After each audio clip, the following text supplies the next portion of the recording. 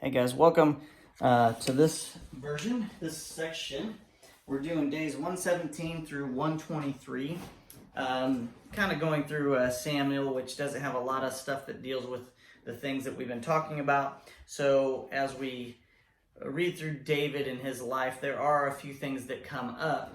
And so the last video I did a week's worth, and this is about a week's worth. And so I got about 8 points to make here, 5 or 6 points that are really pretty important. A couple things in here are pretty cool, so hopefully you get a lot out of this.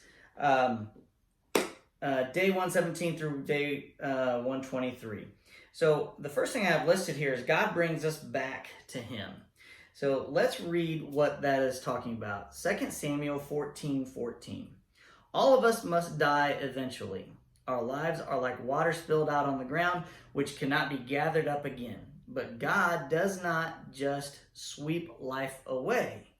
Instead, he devises ways to bring us back when we've been separated from him. So here he's talking about everybody's going to die, but he's also saying, I'm going to devise a way, no matter what, to bring you back to me. So there's a little foreshadowing of what Christ will do for us and the people that have gone on before us. That is a wonderful way of looking through things, and that's during the time where Absalom is running around, thinking about trying to get back to his father. He had already been rebellious and moving on from there. Bringing us back to him, and the perfect vision there is Absalom is David's son. David wants him back. There's a way to get back to them. Okay. All right. So as something about Absalom. Now he is not related to an Ishmaelite, but what he does, and here's I'll get to the point here. Let's read it. 2 Samuel 17:25. So he rebels against his dad, and it says Absalom had appointed Amasa as commander of his army. So he rebels against his dad, and what he does is something really dumb. He gets anybody to join him. Amasa was Job's cousin. Job was the commander of David's army. Okay, so Amasa's like, I'm going to get Amasa. So Absalom gets Amasa, and his father, Amasa's father, was Jether, an Ishmaelite. His mother was Abigail, daughter of Nahash, was the sister of Job's mother, Zariah. So they were Job and Amasa were connected, but Amasa, his father, was an Ishmaelite. And there you go, another Ishmaelite that had been infiltrated into the Israelites somehow and causing problems. I just want to point that out. We're not going to get away. It's not. You can't just sit there and say, well, Abraham had Isaac and Ishmael. Well, so Ishmael's the bad guy. No, that's not what I'm saying. What I'm saying is that lineage has affected the Israelites throughout all time. It's not just that moment. It's other places throughout the Bible where we get a connection from the Ishmaelites. Then we go a number of 7. 2 Samuel 21, verses 6 and 9. And that says, so let 7 of Saul's sons be handed over to us, and we will execute them before the Lord at Gibeon on the mountain of the Lord. So I have a couple things to talk about here. So we had, in verse 9 here, then the men of Gibeon executed them on the mountain before the Lord. So all 7 of them died together at the beginning of the barley harvest. Okay. So what is all of that? The Gibeonites, I want to read something else. God upholds his promises as well. So this is tied together here. Chapter 21 there, verses 1 and 2. There was a famine during David's reign that lasted for 3 years. So David asked the Lord about it, and the Lord said, the famine has come because Saul and his family are guilty of murdering the Gibeonites. Here's another thing. God will punish us. I mean, so there was famine because of what Saul did to the Gibeonites. Now I want you to think about that in perspective to abortion. abortion is the wrong word. It's murder is what it is. Saul murdered the Gibeonites. Not all of them, but a lot of them. Don't think for a moment that God wouldn't punish America for all of that. That's a political thing. I don't care. Turn the video off if you don't like what I just said. Verse 2. So the king summoned the Gibeonites. They were not part of Israel, but were all that was left of the nation of the Amorites. So the people of Israel who swore not to kill them, but Saul in his zeal for Israel, Judah had tried to wipe them out. Okay, so the Amorites, remember, these are people in the land that were supposed to be destroyed, but they made a promise to the Amorites that they wouldn't kill them. Somehow, if you look back in the history, that they finagled away that they wouldn't be destroyed by the Israelites. Well, Saul, he's like, whatever, I'm going to kill you anyway. So he did it, and so God sends punishment on Israel, his own people, because they're breaking their promise of what they were doing to the Amorites and the Gibeonites, the descendants. So God upholds his promises even when we make a promise for something that's wrong. We shouldn't have promised that to those, but somehow it happened. All right. So you have the sevens there, and then we have the giants. Giants are listed again. Yes, there were giants, people. Get over it. Lots of versions in the Bible about giants. 2 Samuel 21:16.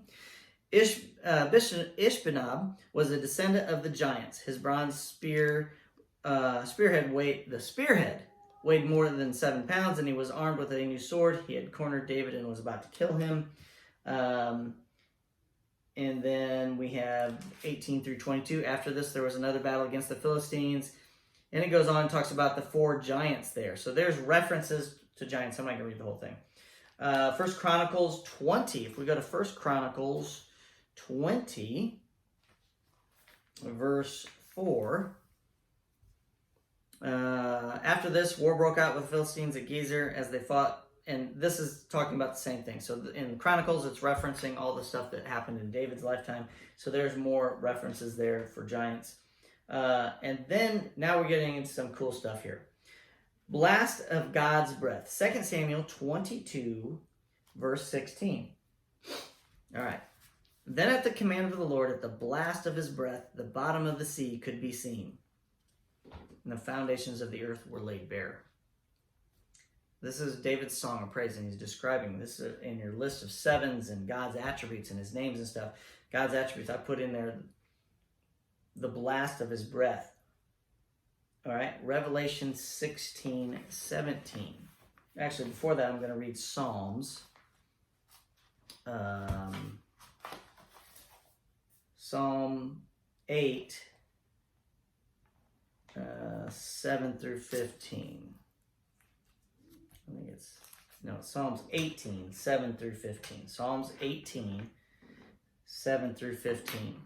Then the earth quaked and trembled. The foundations of the mountains shook. They quaked because of his anger. Smoke poured from his nostrils. Fierce flames leaped from his mouth. This is all descriptions of what God can be doing and has done and will do. Glowing coals blazed forth from him. He opened the heavens and came down. Dark clouds, storm clouds were beneath his feet. Mounted on mighty angelic being, he flew, soaring on the wings of the wind. He shrouded himself in darkness, veiling his approach with dark rain clouds. Thick clouds shielded the brightness around him and rained down hail and burning coals. The Lord thundered from heaven. The voice of the Most High resounded amid the hail and the burning coals. He shot his arrows and scattered his enemies. Great bolts of lightning flashed, and they were confused. Then at your command, O Lord, at the blast of your breath, the bottom of the sea could be seen, and the foundations of the earth were laid bare. Okay, so you could connect those and say, oh, well, that's just David's psalm. He wrote, that part of the Psalms, and he's just saying what he said there. Okay, great. And you go into Revelation, and it talks about the 2 witnesses, flames coming from their mouths and destroying their enemies. And I just want to talk about it at Armageddon. Revelation 16:17. Then the 7th angel poured out his bowl into the air, and a mighty shout came from the throne in the temple, saying, "It is finished." A mighty shout came from the throne. It is finished. It is finished. Then, and what followed that is the control that God has. Thunder crashed and rolled, lightning flashed, great earthquake struck worst since the people were placed on the earth. The greatest earthquake ever is going to happen. at the end of Armageddon. The great city of Babylon split into 3 sections. Cities of the many nations fell into heaps of rubble. So God remembered all of Babylon's sins, and he made her drink of the cup that was filled with the wine of his fierce wrath. And every island disappeared, and all the mountains were leveled. That's how bad this earthquake is going to be. There was a terrible hailstorm, and hailstones weighing as much as 75 pounds fell from the sky into the people below. They cursed God because of the terrible plague of the hailstorm. Okay, so cool, awesome strength that God has. And he does not play favorites. Now, he has people that are after his own heart. He has his own people. But as we get into the New Testament and read about what Saul says, we are the people, his people. It is not about blood. Okay? It's not about your genetics. Okay. So David reigns. Now, this is all connected here. David reigns. 2 Samuel 22. 2 Samuel 22. Oops, lost my place. Sorry about that. 2 Samuel 22, verse 51. You give great victories to your king. You show unfailing love to your anointed, to David and all his descendants forever. All his descendants forever. Remember, he doesn't break his promises. Go to Ezekiel 37:24. I love this. This is one of my favorite verses of the Bible. Ezekiel 37:24. My servant David will be their king, and they will have only one shepherd. They will obey my regulations and be careful to keep my decrees. They will live in the land I gave my servant Jacob, the land where their ancestors lived. They and their children and their grandchildren after them will live there forever, generation after generation. And my servant David will be their prince forever. David's already dead. And Ezekiel 37 is talking about the end times. Another point in the Old Testament saying that we are going to be there. David, who is already dead, is going to be there. And he's going to be their prince, our prince. What an awesome thing. Verse 26, and I will make a covenant of peace with them, an everlasting covenant. I will give them their land and increase their numbers, and I will put my temple among them forever. That means the temple is going to be there. I will make my home among them. I will be their God, and they will be my people. And when my temple is among them forever, the nations will know that I am the Lord who makes Israel holy. And then you get into Revelation and Armageddon. It wipes everybody else out, and judgment happens. Okay, it just goes on and on and on. Psalms 18:50. 18:50. I just read that part.